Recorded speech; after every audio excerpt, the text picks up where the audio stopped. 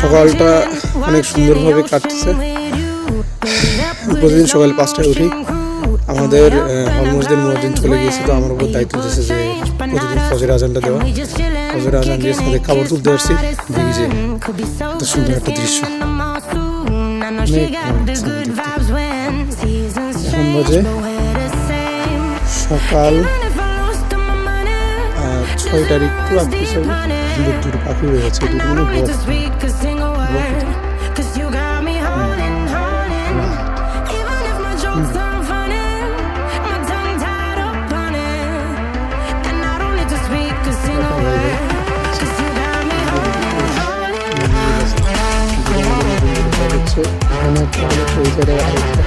এটা হচ্ছে ব্লক আছে, এখানে 2টা বিল্ডিং মিলে একটা তো ঠিক আছে, ভিডিওতে দেখা হবে ইনশাল্লাহ।